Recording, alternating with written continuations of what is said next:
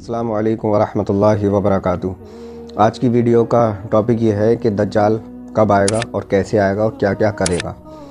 تو وہ سب آپ کو میں حدیثوں کے مطابق بتاؤں گا اور حدیثوں کے ریفرنس بھی لگیں گے، تو وہ ساری باتیں میں کروں گا اس ویڈیو میں۔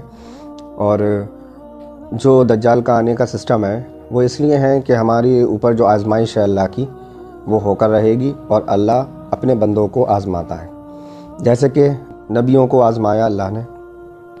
اور ابراہیم علیہ السلام کا آزمانا دیکھیے کہ ان کی ایک اولاد سے کتنی محبت ہوتی ہے، ان کو ذبح کرنے کا حکم دیا، اور ابراہیم علیہ السلام نے صرف اللہ کے حکم کی وجہ سے اپنی اولاد کو ذبح کرنے پہنچ گئے، اور اولاد بھی وہ جو نبی ہیں۔ تو یہ کتنی بڑی شان ہے اللہ کی کہ اللہ تعالیٰ اپنے بندوں سے امتحان لیتا ہے، اور اللہ تعالیٰ کے امتحان میں جو انسان پاس ہو جاتا ہے وہ جنتی ہوتا ہے۔ تو ابراہیم علیہ السلام تو اللہ کے نبی ہیں، وہ تو پاس ہی تھے ویسے بھی، اور اللہ نے ان کا امتحان لیا۔ تو پھر جب دجال آئے گا تو اس کے اندر کچھ ایسی شکتیاں اللہ نے دی ہیں کہ جو وہ بالکل ایسے کام کرے گا جو ہمیں کرامت نظر آتی ہے۔ تو اس کے جال میں بالکل نہ پھنسنا، کیا پتہ قیامت کب آنے والی ہے، کیا پتہ دجال آ جائے 2 سال بعد، 3 سال بعد، کچھ بھی ہو سکتا ہے، یا 1000 سال بعد آئے، ایسا بھی ہو سکتا ہے۔ تو دجال کا جو مین چیز ہوگی وہ اپنے آپ کو کہے گا کہ میں خدا ہوں، مجھے خدا مانو، لیکن جو کرامتوں کے شوقین ہوں گے، جیسے کچھ کر کے دکھا دیا ہے، اس نے یہ کر دیا وہ کر دیا، تو وہ تو اس کے اوپر ایمان لے ہی آئیں گے خود ہی۔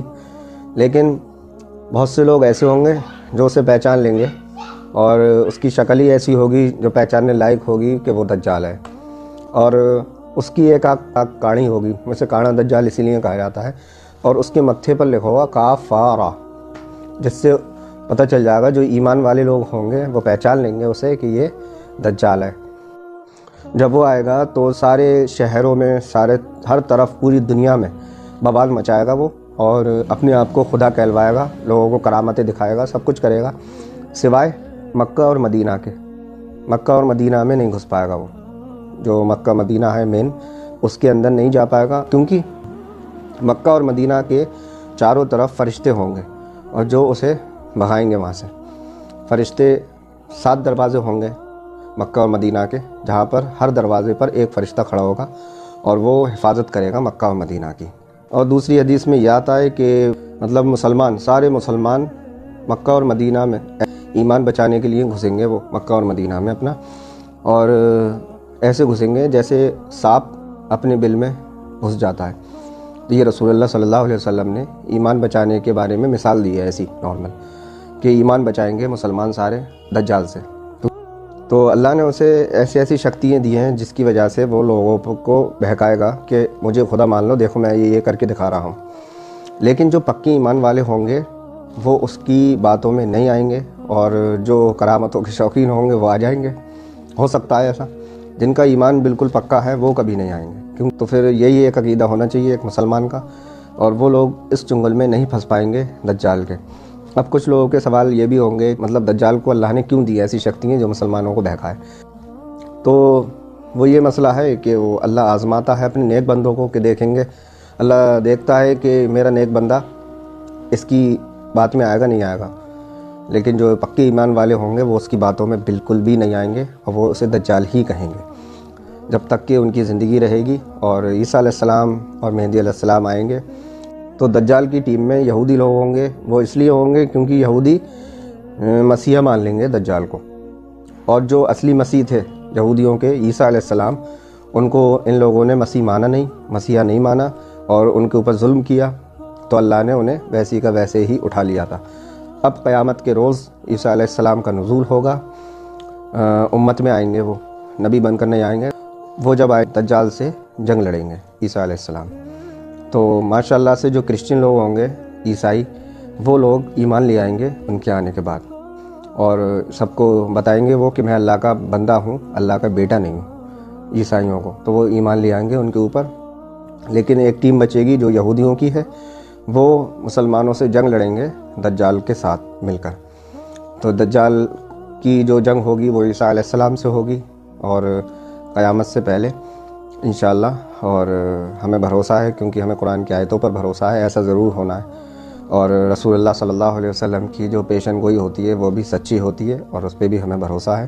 میں آپ کو ایک بہت اچھی حدیث بتاؤں جس میں مومن کا رول دیکھیں آپ۔ تو دجال کے زمانے میں ایک شخص ہوں گے بہت ہی اچھے انسان، نیک انسان، تو ان کے زمانے میں دجال جب آئے گا تو وہ کہے گا کہ مجھے خدا کہو، میں تمہارا خدا ہوں۔ تو پھر وہ مومن کہیں گے تو میرا خدا نہیں ہے، میرا خدا صرف اللہ ہے۔ تو پھر وہ ان کے 2 ٹکڑے کرے گا، بیچ میں سے آری سے چیرے گا اور 2 ٹکڑے کر کے بیچ میں سے نکل کے دکھائے گا، اور پھر کہے گا اٹھو۔ تو پھر کہے گا اب تو مجھے خدا کہو، میں نے تم پہلے مارا پھر زندہ کر دیا، اب خدا کہو۔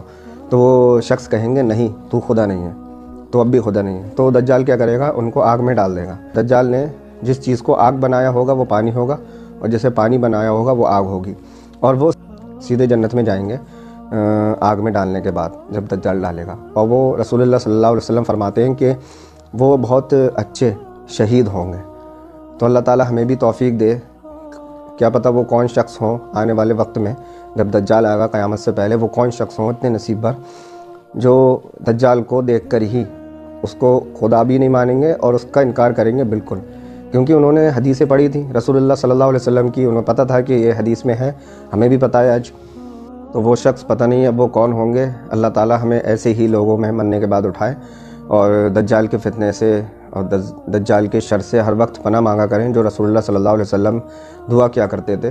وہ سب دعائیں میں شارٹ ویڈیو میں دوسرے والے چینل پہ ریکارڈ کرا چکا ہوں، اور وہ دعائیں اپنی ہر نماز میں پڑھیں اور ہر نماز کے بعد بھی پڑھیں، تو اللہ تعالی ہمیں دجال کے شر سے محفوظ رکھے گا۔ قیامت سے پہلے اللہ تعالی ہمیں توحید پر پکے ہونے کی توفیق دے، اور توحید پر رہیں، کسی کی کرامتوں کے جالوں میں نہیں پھنسیں، کیونکہ نبیوں کے علاوہ کسی کی کرامت پر بھروسہ کرنا کوئی ضروری چیز نہیں ہے، کیونکہ نبی ہی تھے جو اللہ کے خاص بندے تھے اور جن سے اللہ سے ڈائریکٹ بات ہوا کرتی تھی۔